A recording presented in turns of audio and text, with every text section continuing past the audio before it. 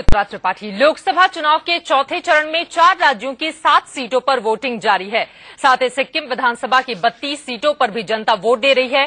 गोवा में मुख्यमंत्री मनोहर पर्रिकर ने वोट डाला। इसके अलावा चारों राज्यों की जनता अपने घरों से निकलकर वोट दे रही है। लोकसभा चुनाव के चौथे चरण में असम की 3 सीटें, गोवा की 2 सीटें, सिक्किम की 1 और त्रिपुरा की 1 सीट पर वोट डाले जा रहे हैं। इस चरण में कुल 7 सीटों पर करीब 50 लाख मतदाता 74 उम्मीदवारों की किस्मत का फैसला कर रहे हैं। सबसे पहले बात करते हैं गोवा की। यहाँ north Goa south Goa seat पर वोट डाले जा रहे हैं। नॉर्थ गोवा सीट पर बीजेपी के मौजूदा सांसद श्रीपाद यशो नाइक, कांग्रेस के रवि नाइक और आम आदमी पार्टी के दत्ताराम देसाई के बीच कड़ा मुकाबला है। साउथ गोवा सीट पर बीजेपी के नरेंद्र सवाईकर, कांग्रेस से अलेक्सियो रोगिनाल्डो लेरिंको और आम आदमी पार्टी से स्वाति किरकर मैदान में हैं। कांग्रेस ने इस बार मौजूदा सांसद फ्रांसिस्को सर्दिन्हा को इस बार टिकट नहीं दिया है। गोवा के बाद बात असम की। असम की 14 में से 3 सीटों करीमगंज, सिलचर, स्वायत्त जिले पर वोट डाले जा रहे हैं। करीमगंज से असम गण परिषद से रविंद्रनाथ चौधरी, बीजेपी से कृष्णदास और कांग्रेस से 2009 में चुनाव जीते ललित मोहन शुक्ल वैद्य और आम आदमी पार्टी से तरुण कुमार दास के बीच अहम मुकाबला है। सिलचर सीट से बीजेपी ने पिछली बार चुनाव जीते कविंद्र पुरकायस्थ को मैदान में उतारा है। असम गण परिषद ने विजय कृष्णनाथ को मैदान में उतारा है। आम आदमी पार्टी ने अब्दुल मन्नान, कांग्रेस ने पूर्व केंद्रीय मंत्री संतोष मोहन देव की पुत्री सुष्मिता देव पर दांव लगाया है। सुष्मिता का दावा है कि युवा वोटरों का साथ उन्हें मिलेगा।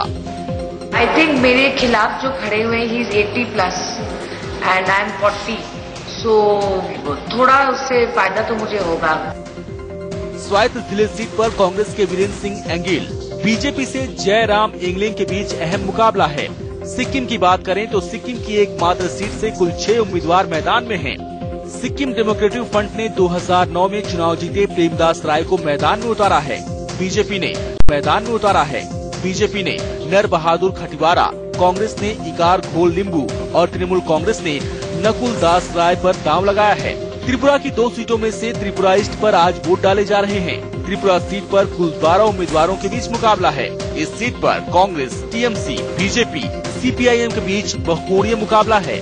सीपीआईएम की ओर से राज्य के उद्योग मंत्री जितेंद्र चौधरी, बीजेपी से पूर्व सैनिक पार्षद देव वर्मा, कांग्रेस से जाने माने शिक्षाविद सचित्र देव वर्मा और टीएमसी से भेगूराम रियांग मैदान में हैं। इन 4 राज्यों की 7 सीटों पर सुबह 7 बजे से ही वोटिंग शुरू हो गई है। मतदाता अपने घरों से बाहर निकले और इस वक्त भी वोटिंग जारी है। सुबह 7 बजे से शाम तक यूं ही वोटिंग चलती रहेगी। माना जा रहा है कि पिछली बार का रिकॉर्ड आज के मतदाता तोड़ देंगे। गोवा और असम की तस्वीरें हम आपको दिखा रहे हैं। गोवा की 2 सीटों गोवा उत्तरी और गोवा दक्षिणी के लिए वोट डाले जा रहे हैं, जबकि असम की 3 सीटों के लिए करीमगंज, सिलचर और स्वायत्त क्षेत्र के लिए इस वक्त वोटिंग चल रही है। इसके पहले हमने देखा था असम की 5 सीटों के लिए वोट डाले जा चुके थे। फिलहाल लंबी लंबी कतारें तमाम जगहों पर देखी जा रही हैं। 4 राज्यों की ये 7 सीटें हैं जहां पर वोटिंग सुबह से ही चल रही है। इसी पर चर्चा हम करेंगे। हमारे साथ खास मेहमान जुड़ चुके हैं। अनुज गुप्ता जी, वरिष्ठ पत्रकार, और साथ ही मानस बैनर्जी। आप दोनों का बहुत स्वागत है। अनुज जी, सबसे पहले आपसे ही ये सवाल। सुबह के 8 बजे हैं, लेकिन लंबी लंबी कतारें इस वक्त गोवा और असम दोनों ही जगहों पर देखी जा रही है। इस पर आपकी प्रतिक्रिया? देखिए, दोनों ही क्षेत्र, जो पूरा गोवा और असम के जिन क्षेत्रों में आज मतदान हो रहा है, ये दोनों ही भारी मतदान वाले क्षेत्र हैं। इसलिए सुबह से ही लाइन लगना कोई आश्चर्य की बात नहीं है। मुझे लगता है गोवा में 80% तक भी मतदान हो सकता है। 80% तक मतदान होता है। मानस जी, आप क्या सोच रहे हैं कि 80% मतदान हो सकता है क्या आज? असम में देखिए, दूसरी बार जो होता है उसमें क्या होता है, एक सब समय होता है अल्फा का एक थ्रेटनिंग रहता है, एनडीएफबी का भी थ्रेटनिंग रहता है, लेकिन इस बार उसका कोई थ्रेटनिंग नहीं, धमकी नहीं है, कुछ नहीं है, वो बायकॉट भी नहीं कर रहा है। इसलिए सब एकदम को बोलता है, वो लोग सेफ्टी मिल गई जब, तो नचे सब आ गया, फोरफ्रंट में आ गया। ज्यादा से ज्यादा इस बार इलेक्शन इसलिए होगा कि वहां पे एक सबसे बड़ा चीज है जो बदरुद्दीन आजमल का एयूडीएफ बोला है, जो संख्या लोगों को बोला है कोई बीजेपी को वोट नहीं देना है। इस पे थोड़ा पोलराइजेशन देखा जा रहा है असम में। जब बोला है जी मुस्लिम कम्युनिटी किसी को बीजेपी को वोट नहीं देना है, इसलिए हिंदू कम्युनिटी, बंगाली हिंदूज जो है, असमीज है, या दे आर गेटिंग यूनाइटेड, वो यूनाइटेड हो रहा है। वो एक साथ आके जितना भी ज्यादा वोट दे देंगे इतना भी फायदा होगा बीजेपी का। कांग्रेस का भी थोड़ा नुकसान वहां पे देखा जा रहा है। कांग्रेस को वहां पर नुकसान हुआ देखा जा रहा है। लेकिन गोवा की अगर हम बात करें अनुज जी, और यहाँ पर हम दिखा भी रहे हैं, कांटे की टक्कर का मुकाबला है। 46%, 45% वोट प्रतिशत कांग्रेस और बीजेपी का रहा था 2009 में, और दोनों सीटें, दो में से एक सीटें दोनों के खाते में गई थी। इस बार आपको लगता है कौन कौन से ऐसे मुद्दे हैं जिसने जनता को सबसे ज्यादा प्रभावित किया है?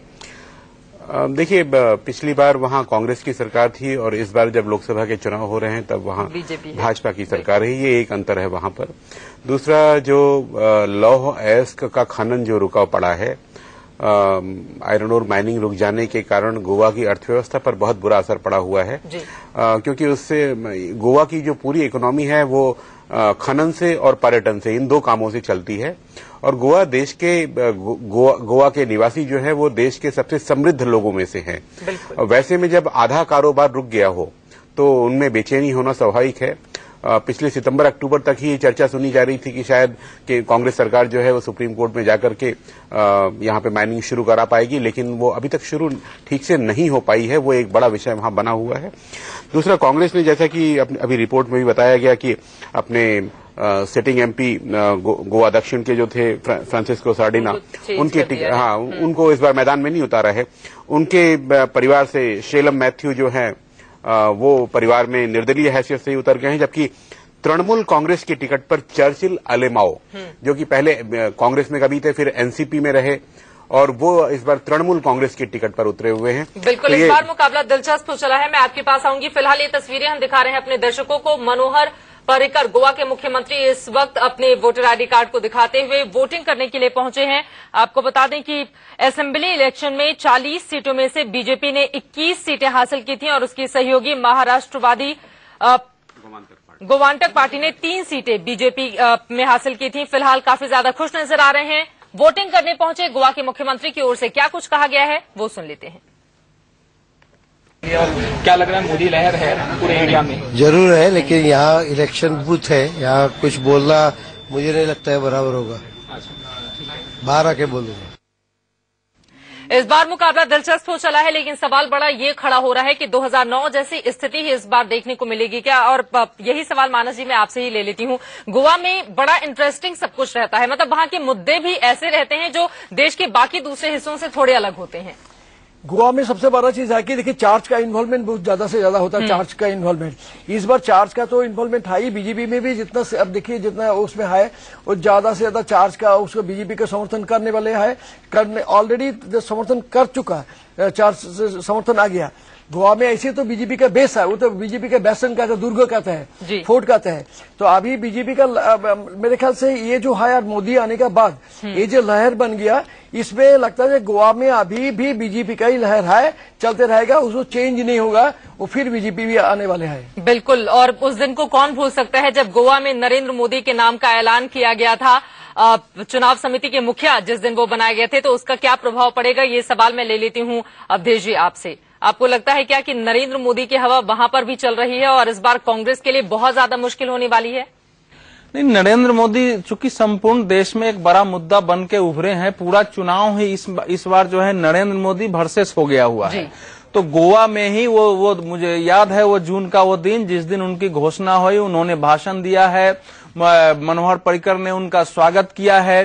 तो वो एक गोवा के अंदर का जो माहौल है वो तो निश्चित रूप से नरेंद्र मोदी की ओर आकर्षण का होगा ही होगा, और सरकार भी है वहां, एक ठोस जनाधार है गोवा में। तो कुल मिला करके, लेकिन हम लोगों को थोड़ा परिणाम की घोषणा करने में अभी बचनी चाहिए।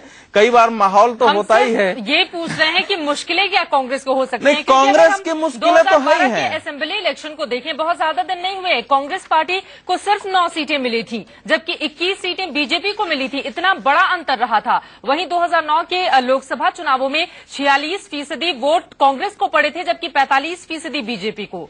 लेकिन नॉर्थ गोवा की जो सीट है ना, वो लगातार 3 बार से बीजेपी जीत रही है, बिल्कुल। चौथी बार वो जाने जा रहे हैं। इसलिए अगर परिणामों की भी घोषणा करें तो ज्यादा जोखिम नहीं होगा, हम लोग बचने के लिए कर रहे हैं। देखो, एक तो होता है राष्ट्रीय माहौल, एक होता है स्थानीय माहौल।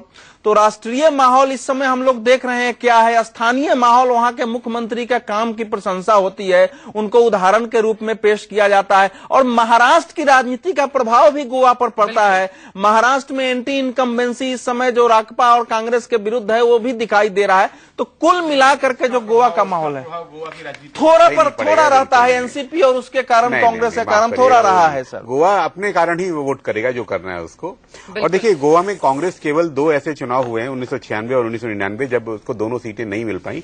अन्यथा उत्तर गोवा की सीट जो है वो हिंदू बहुल और दक्षिण गोवा की सीट है वो क्रिश्चियन बहुल सीट है। और इसी वजह से कांग्रेस और बीजेपी वाले जी बिल्कुल नहीं, वो दक्षिण गोवा की सीट पर जो चर्चिल एलेमाओ और फ्रांसिस्को सार्डिना के परिवार से ये जो 2 विद्रोह करके खड़े हुए हैं ये वहां कांग्रेस को तकलीफ देने वाले हैं। कैथोलिक चर्च समर्थन कर रहा है बीजेपी को इस बार।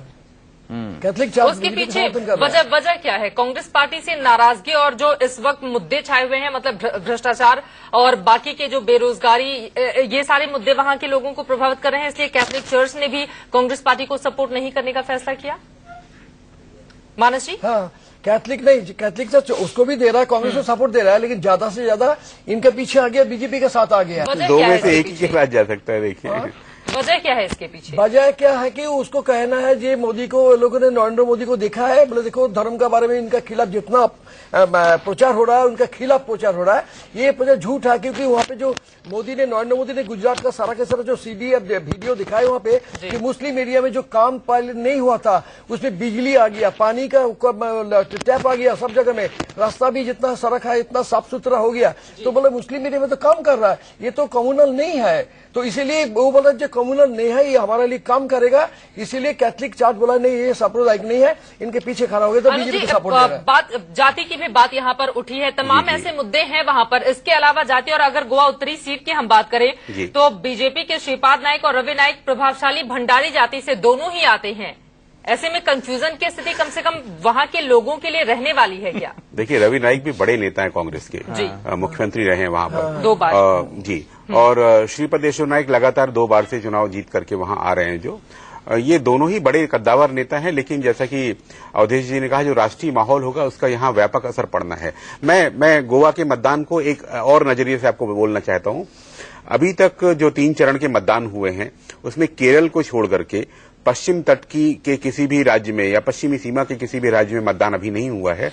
और गोवा पहला राज्य है पश्चिमी तट पर जहां मतदान हो रहा है, और गोवा में भाजपा का एक सांसद भी है। और इसके बाद के जो चरण होने वाले हैं 17, 24, 30, ये पश्चिमी पट्टी जो है, जो भाजपा का गढ़ पिछले कई वर्षों से, मैं कहूंगा कम से कम 2-2.5 दशक से बनी हुई है, उस पूरे अंचल की शुरुआत वोटिंग की आज से हो रही है।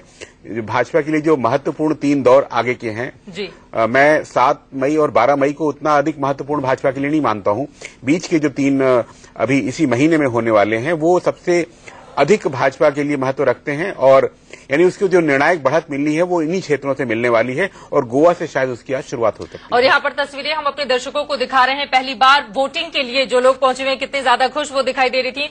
फिलहाल इस वक्त जो तस्वीर आपके सामने है ये असम की है। असम की 3 सीटों करीमगंज, सिलचर और स्वायत्त क्षेत्र के लिए इस वक्त वोटिंग चल रही है और लंबी लंबी कतारें देखी जा रही है। गोवा पर हम आएंगे, लेकिन एक बार असम पर आ जाते हैं। पहले चरण में 5 सीटों पर हुई थी, और मानस जी आपसे ये सवाल है, दूसरे में आज 3 सीटों पर हो रही है। यहाँ पर बीजेपी की स्थिति कैसे देख रहे हैं? क्योंकि बीजेपी ने 2009 की हम बात करें तो सिलचर को अपने कब्जे में लिया था, बाकी जगहों की स्थिति कैसी? अभी देखिए 3 सीट जो है असम में, अभी जो आज जो चुनाव होने वाले हैं इसमें है करीमगंज है, सिलचर है, और नॉर्थ कासर हिल्स में डिफू है, डिफू सेंटर है। तो अभी करीमगंज से शुरू करते हैं। करीमगंज में आप पिछले साल जो उसमें शुक्लबद्ध, ललित मोहन शुक्लबद्ध कांग्रेस का जीता था, लेकिन उनका क्या है जो उसका ऑपोजिशन में AIUDF का बदरुद्दीन अजमल का पार्टी का जो राजेश मल्ला था कैंडिडेट, उन्हें 8000 वोट से हार गया था, सिर्फ 8000 वोट में हार गया।